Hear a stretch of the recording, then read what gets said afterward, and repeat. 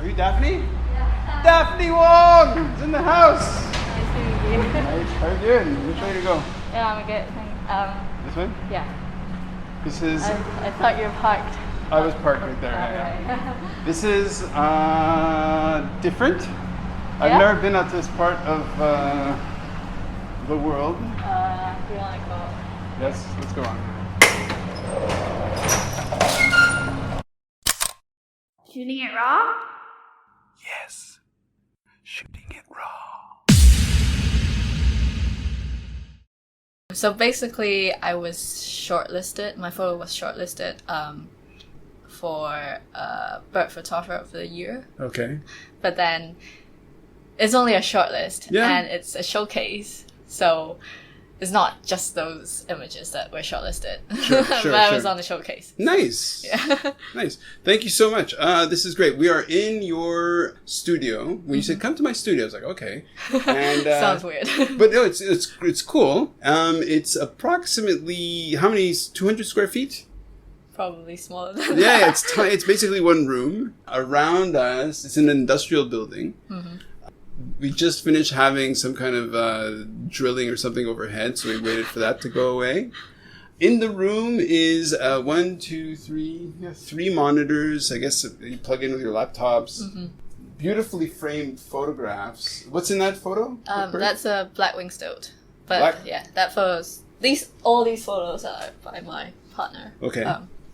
Business partner. Okay. Yeah. Nice. Mm-hmm. So we're going to go through your photographs and discover how you work. Okay. And you look to start.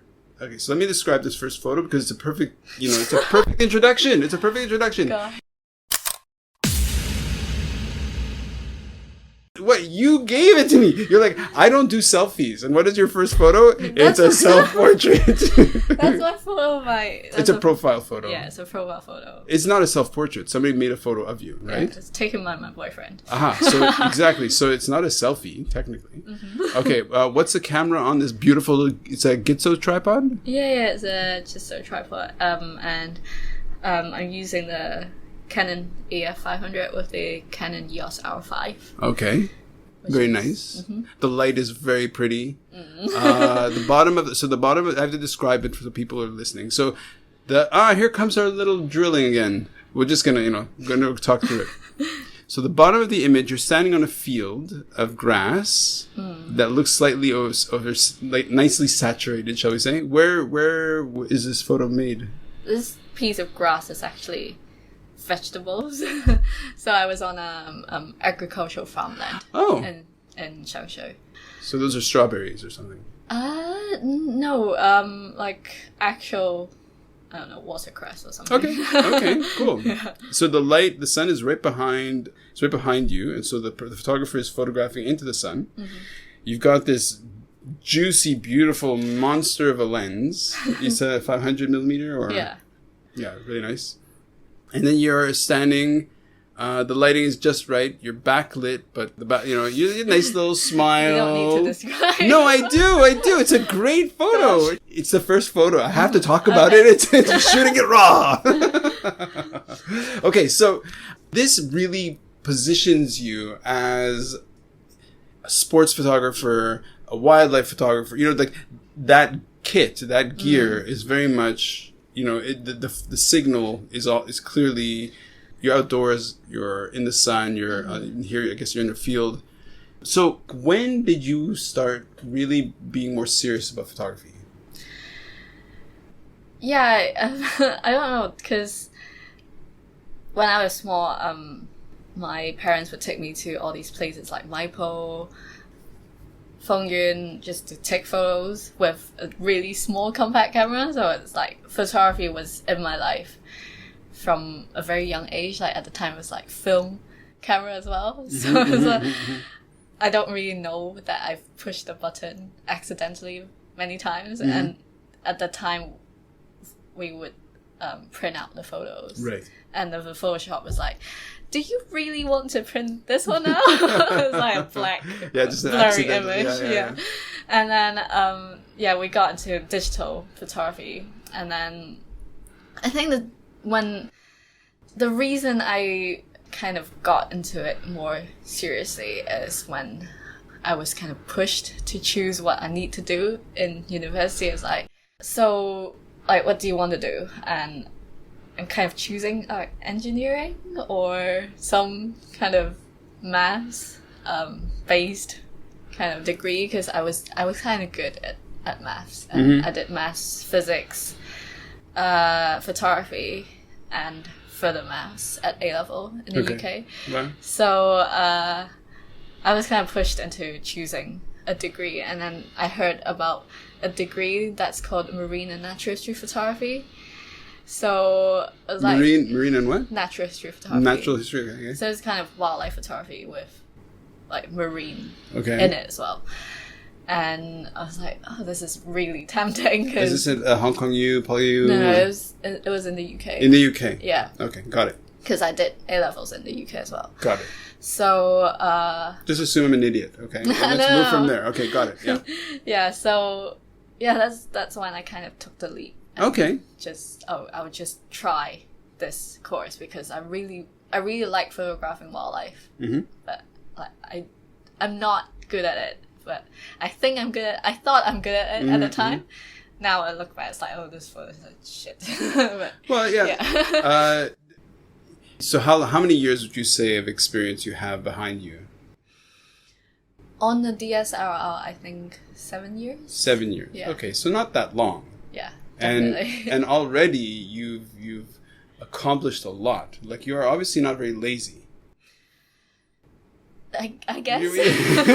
I say it sounds like an insult, but I it's actually a guess. compliment. You're obviously not very lazy.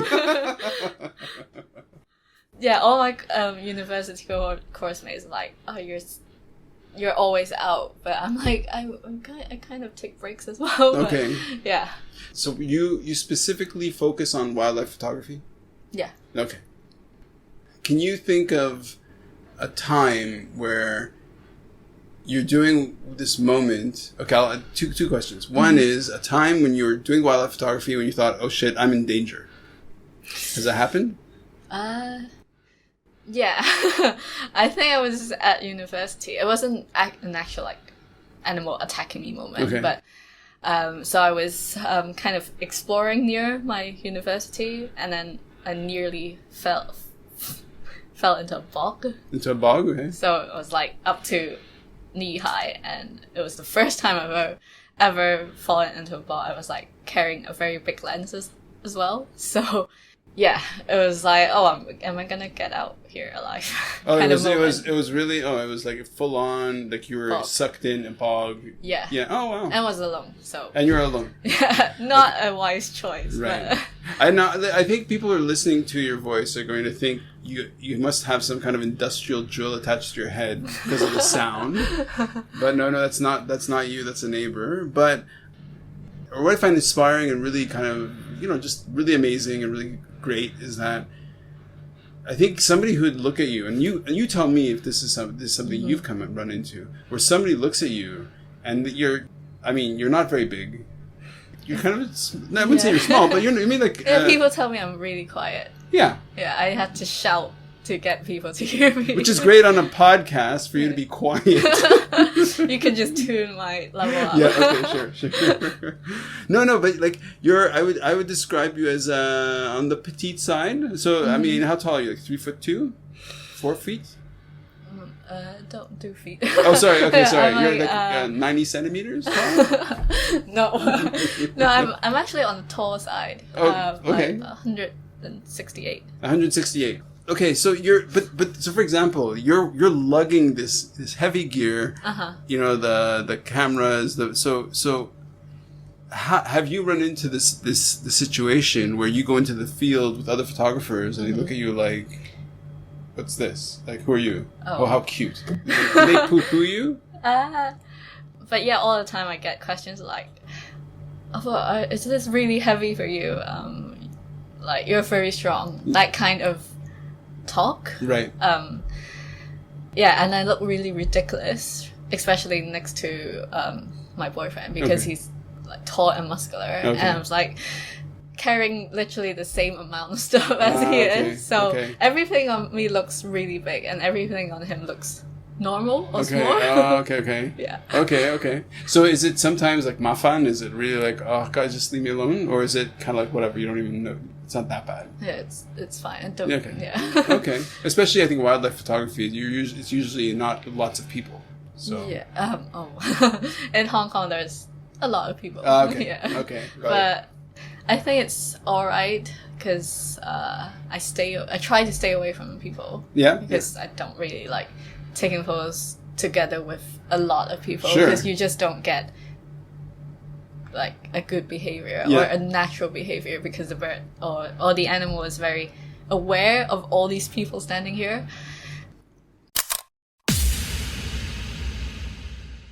So the photograph is it's so the frame is, let's just say it's 90% water, right? Dark. It's just sort of dark photograph. So the photographer is probably 1 or 2 meters above the level of the water, photographing down with a telephoto lens. Mm-hmm. Off in the distance, not too far away because it's a super nice close-up and very sharp and very pretty, is 2 pink dolphins or just one? Just one. Just one pink dolphin. Yeah. So this is, I'm assuming this is in and around Hong Kong. Mm-hmm. Okay. Yeah. So what's the story of this photo? Pink dolphin. Yeah. So I think the dolphins, you can say, started my career because I did 30-minute documentary on the pink dolphins, the Chinese white dolphins of Hong Kong, for my final year project. Oh wow! At university, and this was taken during the shooting as well, and yeah, that documentary kind of took me to places or jobs that I thought, it would be so hard to get, but yeah, I think I got the opportunity because of the documentary. Mm-hmm, the quality of it, obviously. it's not great when I look at it. It was probably crap, and that's why people said, "Oh, I need to talk to her." I never thought the documentary would go so far. We did.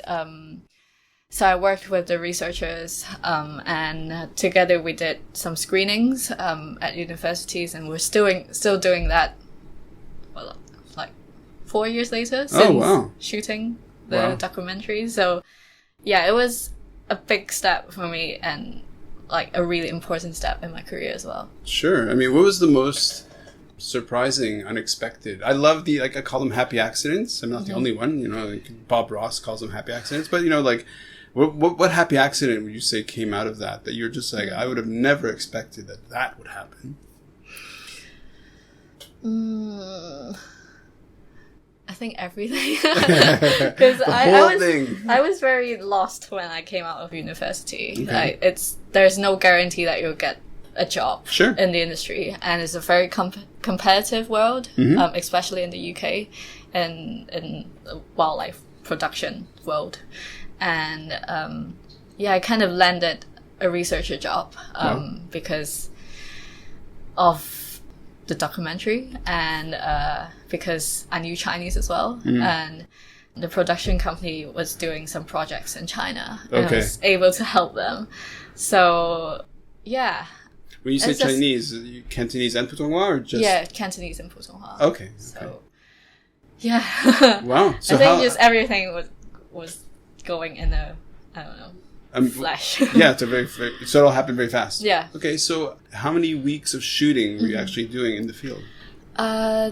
What, for the documentary? Yeah. So I think it was between like 1.5 months, 2 months, within maybe 4 months. Oh, wow. In summer and winter. Okay. Yeah. And how big was the crew? Just me. Just you? Just me. But I got a lot of help from the researchers, the dolphin researchers. Okay. So I went with them on their research boat. Right. So they do these line transit surveys. Yeah. And I would just go along and see if I can film any dolphins. And because the documentary isn't just about dolphins, I also interviewed the researchers about their work, because they've been seeing these dolphins for 20 years and the numbers are just dwindling the whole time. Right. And yeah, hearing the stories is really interesting and kind of touching as well. And the whole documentary. I just want to raise awareness for these dolphins whose lives are just gone down. Sure. Really gone downhill. Yeah, the pressures are really nuts. Yeah.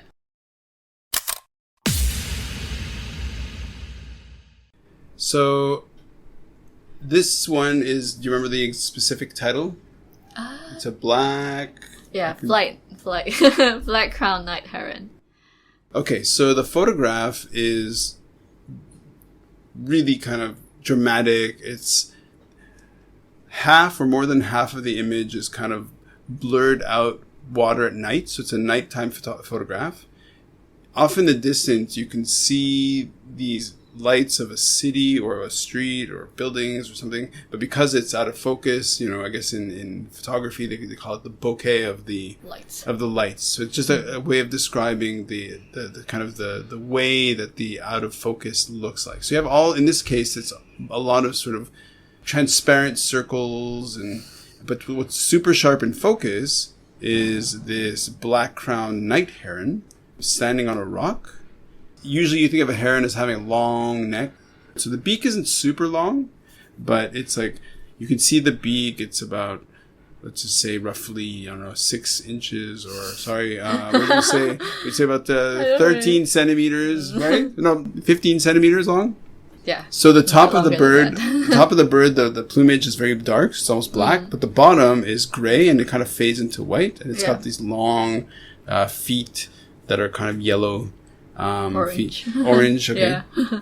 So why does this photograph, beyond the fact that it's a striking image, but why is this photograph one that you wanna? So this was the photo that was shortlisted in the Bird Photographer of the Year. Okay. And I kind of want to take that photo for a long time already. I had this photo in my mind, so I've always seen night herons flying around in the Victoria Harbour area. Yeah, it's very neat. Yeah, and I thought, I should go down one day and find a night heron with a nice night scene. Yeah. So the light's really nice. I mean, so although it's shot at night and most of the image is quite dark, the lighting on the bird is quite nice. So it looks like you're quite close to urban. Where is this spot in Victoria Harbour? Yeah, it was actually in Wan Chai, next to a ferry pier, and this is all natural, not natural, but I didn't add any lighting to the scene, so it's all just street lights and just lights from the LED kind of as panels. Close as to the exposure of natural, as in not too much Photoshop tweaking or whatever. Yeah, got it. So do you do a lot of post-production in your other stuff? It looks very, very straight. Not a lot. All my photos are kind of straightforward. It's just tweak because I shoot in RAW. So shooting it raw. Sharp. And it's usually just contrast. It's just little tweaks of levels and maybe burning out. Yeah. That's it. I really didn't really do much post-production for this photo. So when they call you photographer of the year, bird photographer of the year? Just Shortlisted. Okay. No, sorry. I know. Don't listen. Don't get me in trouble. Okay. I know the bird photographers of the world might. Your name is mud in this town. Okay, shortlisted. But shouldn't it be based on a kind of like a set of work, or is it just based on one photograph? Because maybe you're just lucky. No, it's usually there's many categories, and there's portfolio category that you get judged on a set of photos, like 5 to 6 photos, and some categories which I entered this into the urban birds category. So yeah, it's a striking image. It's a striking image. Let's move on to the next one because I want to actually get beyond the photographs to talk about more about who you are. Now, in this photograph, now is this one of your earlier photographs or is this one of your more recent photographs? Quite recent. Okay. But it's not striking, but there's something I want to talk about. Yeah, well, I think okay, so the image is the depth of the field of focus is very shallow. And what's written, let's just say it's probably like a couple of, let's say 4 or 5 centimeters or a couple of inches. And then within that depth of focus is this, it's called the Eurasian tree sparrow. So it looks like a normal sparrow that people are used to seeing all over. It's slightly different than the more common sparrows for whatever reason. It looks a little different to me. And behind that sharp in-focus sparrow that's standing on this weird kind of sidewalky thing that's got this little chasm, behind it, really large, slightly out of focus, very dark, is this domestic pigeon. It's a domestic pigeon that looks at least, probably, I don't know, in the photograph, looks at least like 5 times bigger than this little sparrow. And so it looks, it's quasi-menacing, but it's not menacing, and it's there's a humor to it in a way. It looks kind of, it's a funny photo in a sense. Like it's got, oh, that's a funny little something. So, but why bring attention to this image? Yeah. I just think a lot of the time, wildlife photography, especially in Hong Kong, people like chasing rare and just exotic looking birds. And they always chase rare species. And to me, it's not always about chasing the species that are like rare or just uncommon. Is sometimes you can find a lot of humor and you can make good photographs even when you observe urban wildlife. Those wildlife that are just on your doorstep that you ignore every day. And yeah, I just love taking photos. I just love observing urban wildlife, basically, because everyone just walks past them and there's so much happening in their lives. Yeah. Yeah, and I mean the night heron just now, and all these birds are very common in Hong Kong, but no one really stops to look at them and take photographs of them. Yeah, I think in Hong Kong people don't, it's hard to say because you've got 7.5 million people, so it's hard to generalize because there's a good fraction of people who are really dedicated, who are very aware and very passionate about how amazing Hong Kong is in terms of the biodiversity, right? Yeah. So did you participate in the iNaturalist? I didn't have time. You didn't have time? Yeah, I know. I was kind of working the It's whole okay, time. listen, your mom asked me to also give you a guilt trip about this stuff. No, but it's fine. So I didn't either. And, but Hong Kong, I know I suck. And then, but Hong Kong, I think was one of the top cities, if not the top city. Yeah. And it's easy because the biodiversity here is bonkers. It's so nice. Yeah, definitely. So why don't you talk about this idea of photography as a kind of like trophy hunting? You know what I mean? Like, oh, I'm going to get the photograph of that rare species because in a way it captures attention. But it's absolutely true that by watching these common animals or urban animals, you can also see really amazing or discover really amazing things. Yeah, I think it's not just in Hong Kong alone. Wildlife photography, if you like look at the vocabulary in photography, like shooting, it's very similar to trophy hunting, in a way, like the way we vocabularize our photography. And yeah, it's not just in Hong Kong, it's everywhere in the world. There's many photographers who just go to such lengths to get a photo of a rare or uncommon species that's kind of hurting the animal itself. It's not respecting the animal's boundaries or altering their behavior by placing baits, or that's really just not really ethical. Yeah. And yeah, there's a lot of people You've seen that. Yeah. I think it's got a bit better this year in Hong Kong, but there's still like sometimes I will see like maybe 100 people. Wow. Just and then sitting there and then putting bait, and I just don't really like that kind of photography. I mean, I know it's very common and it's a very important social interactions for these photographers. For humans, yeah. But for the bird, it's just really not good because you're feeding the bird food that it really shouldn't be eating. Sometimes, like, the food is just too high fat, or you're just, like, this bird has to come onto a very clean twig that they've put on the ground or put somewhere. And and altering that behavior is just very dangerous for the bird because maybe a bird of prey would come in and take it, or usually these birds that in Hong Kong people bait are usually migrants, so they're not supposed to stay in Hong Kong for that long. But if they're putting baits and the bird's like, oh, I'll just maybe stay here and breed, there's cases that birds just stayed and bred because people were baiting too much, and it just alters their natural behavior, which isn't always good for them. Sure. Yeah. Sure. Okay. Very dark subject. Look, it's I think it's important as well. Okay, so one side of your personality is very strong, scientific. You had mentioned engineering and math and all this stuff, and to me that sounds familiar because I was also very strong in the sciences, but I also went in the direction of the arts. So as we're speaking in this, what floor are we on? 11th. The 11th floor in this really full-on industrial area.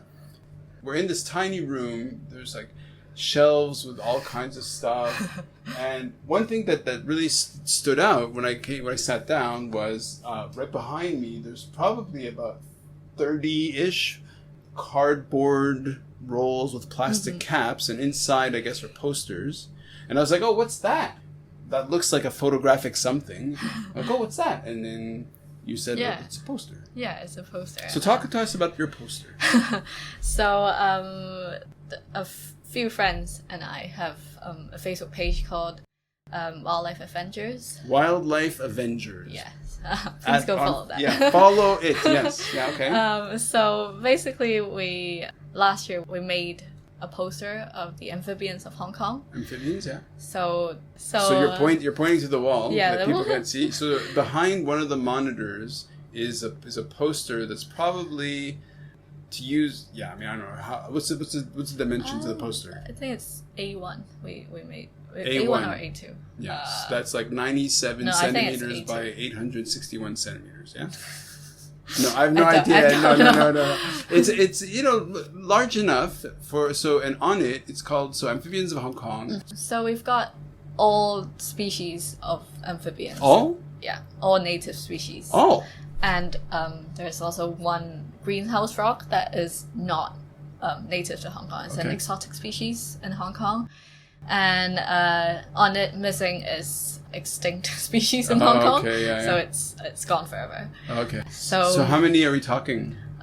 24 species. Okay. And all these are not life size, but the ratio is right. Yeah. Okay. And it's just we really did it for identification. Yeah. We just think that not a lot of people pay attention to amphibians in Hong Kong. Mm-hmm.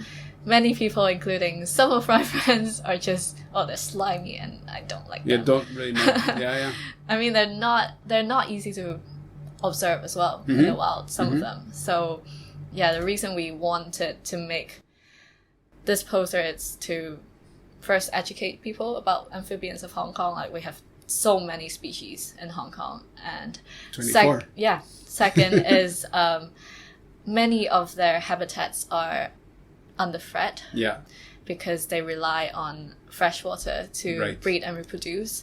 And most of the freshwater wetlands are reclaimed for development, and streams are getting polluted. So under a lot of pressure. What's really interesting about this poster, first of all, is it really speaks to, it's a reflection of how you think, I think, to a certain extent. It's wildlife based, education based, it's scientific. So what's interesting is that all of the frogs and toads. Is it just frogs or just toads? Frogs and toads. Frogs and toads. Okay, so they're all holding a very similar pose. Were you the only photographer on this project, or were there others? No, actually, I wasn't. I didn't really take many photographs on this poster, but I was the one cutting them out on Photoshop. Sure. We have a team who 3 people take photos. I do a post production, and someone did our layout and design. So where is it available?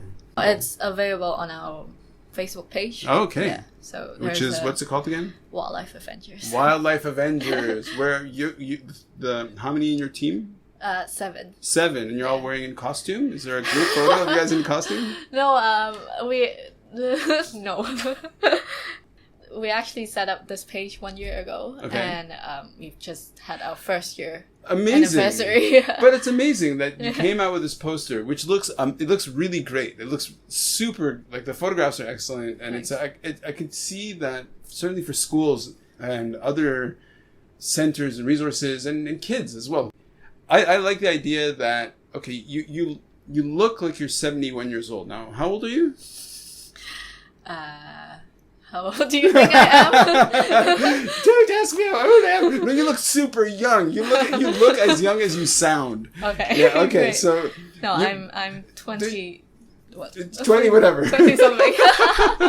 So, but the thing is, like, I am so impressed. You've got this little studio.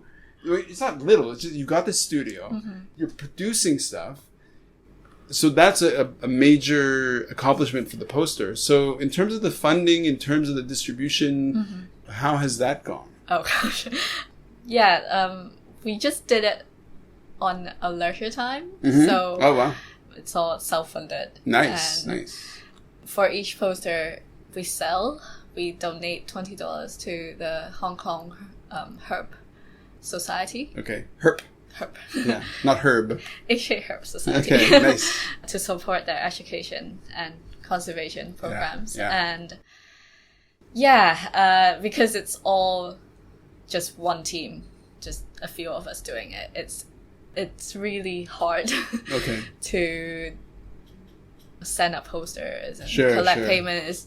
It's very fresh to us because we've never done it before, but it's also really rewarding when people get these posters. And one of the things, like, because I come from a world of publishing and communication and all that stuff, I know what goes behind putting these things together. So do you have more than one campaign going, like more than one poster, or do you have other?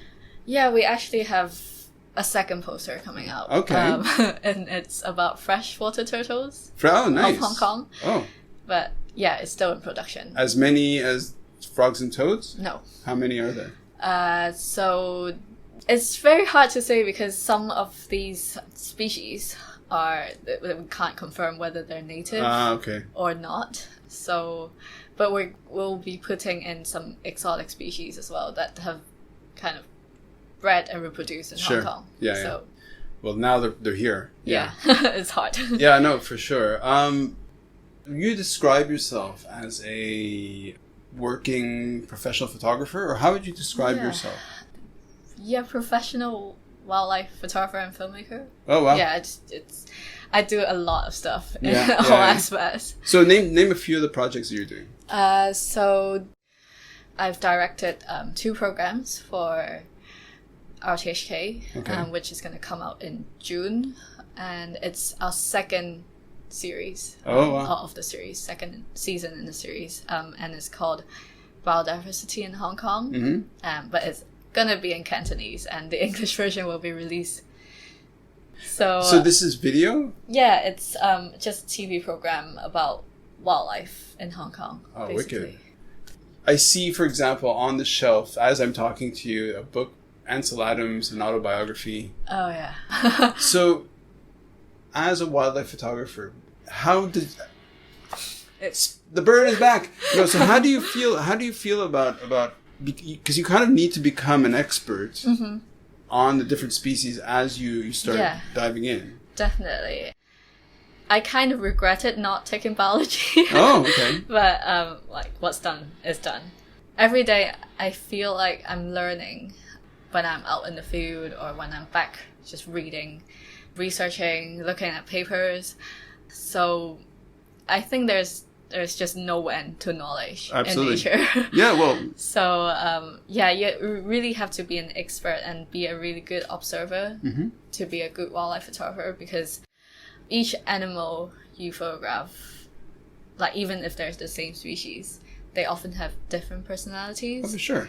And you have to kind of just feel their personality out, and whether they're shy or whether they don't really care, or you just have to read their body language as well. Yeah, it's often just learning all the time. Sure. Yeah. So have you had a situation in the field where you're sometimes, like for me, sometimes it happens where as it's happening, I'm almost watching myself in this moment thinking, this is amazing, this is incredible. You know what I mean? Like, have you had these moments that feel like you're just really lucky to be there, to be witnessing this? Yeah, so last year there was an eagle owl nest that someone found who was close to my boyfriend. So my boyfriend and I just, we observed them for maybe a month or two from the opposite cliff, or just looking onto the nest from somewhere safe. And yeah, we placed remote cameras to kind of monitor what they were doing at the time as well. And one day we just decided, we just need to take a camera up there and film their behavior, because it's a very rare event in Hong Kong. It's very hard to see as well, and it's never really been documented in Hong Kong. Oh, wow. So the eagle owl is the largest of owl species in Hong Kong. Okay. And they nest on these cliffs. It's just really hard to get to. And so one night we just set up hide, not close, but close enough to film them from. And we took an infrared camera and just sat in the hide for 12 hours without talking, eating, drinking, or just going to pee or something. Oh, wow. So we just sat there, stoned, and... You're stoned? Yeah, our butts were just... Oh, okay. No. So you weren't like... No. No, that kind of stone. I was thinking that's a nice way of putting it out into the world. No, so you weren't that kind. You're just still. Yeah, frozen. Right. Frozen. Yeah, we just had this eagle owl, mother or father, just bringing back dead mouse. Oh, wow. And just tearing it up for its youngster, two babies to feed on. And it was very... Yeah, it's a very rare event to see in person. It's just... Yeah. It's a very weird feeling, because we're not seeing it, because we're just looking at the screen, because we didn't want to disturb them. Yeah. So you're watching the screen. Oh, okay. But it's happening right next to you, and you hear all these sounds of the babies begging and the mother calling to it. So yeah, it's a very cool and unforgettable moment. Yeah, for sure. For somebody who... Oh, these drilling... Hopefully it's not too bad in the recording. But okay, so for like... So how often do you feel that at times you're in a position that is perceived as inspirational to other people, or that hasn't even registered? I don't really know. Okay. I hope that I can be an inspiration to other people looking out for wildlife, and I just want people to be interested in wildlife or in nature in the first place, because in Hong Kong a lot of people are disconnected from nature really completely. Even though people go out hiking, they don't really understand what's happening, and they kill snakes and like snakes are just not dangerous at all. Yeah. But it's about them getting to know these wildlife and just respecting them, even if you don't like them. Yeah. Yeah, I really hope that I can be inspiring some people, but I don't really know. Yeah, it's true that I'm looking out for interesting people, interesting stories, and it's a funny thing that so when the photograph of the night heron was at what time? When was that done? That was February, March, I think. You can during see it COVID? here.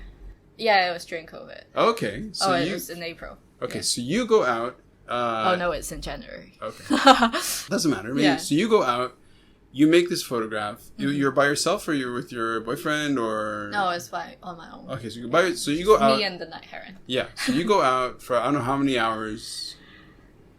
I don't know. Okay, so I was just walking along the Victoria Harbour. Okay, just trying to spot. Until I find the night heron with a nice background. Nice. And then so you go out, and it's a solo event where you're kind of like, as an action, that's what you do. You're going out, you're looking around, you're engaging with your environment. You make this photograph, you go back home, then there's a whole process of selecting what it is, and then also submitting it, right? So was it published somewhere else? No, I usually post my photos to Instagram. Okay. And with the photos on Instagram, I usually have like a description of maybe how I took the photograph, or sometimes just a brief description of the species, like their habit in Hong Kong, and it's kind of a portfolio that people can look at and see how amazing Hong Kong. So do you have any idea of how many people have seen your photographs on Instagram, or do you have like followers that you know of? I have around 3,000 something followers. Well, there we go. Not bad. So not bad. Well, no, it's amazing. So imagine if you had a gallery show where 3,000 people attended over this course of 3 weeks. That'd be amazing. Yeah. You know, definitely. like so if you think of it that way, it's like, oh wow. And then you submit it you get shortlisted. Shortlisted. It's important to stress shortlisted. For those bird fascists, bird Nazis. I didn't say she won. Okay. But then it reaches more people. So as a communicative tool, as whatever you want to call it, I mean, it is kind of astounding. If anything, it's like, it's that whole thing of taking it for granted. Yeah. I mean, it's an everyday event that I see happening every day, but no one really takes that photograph. Okay, so any big projects that you're working on right now that you can share, or? The freshwater turtle poster. Right. And we're working on season 3 for RTHK. Okay. The biodiversity in Hong Kong series. Wow. And a few other projects. That's amazing. As well. Daphne Wong. I love it. Great. Check it out. Check it out on Facebook, Instagram, and on RTHK and other things. Thank you so much. Thank you for having me. Awesome. Shooting it raw? Yes. Shooting it raw.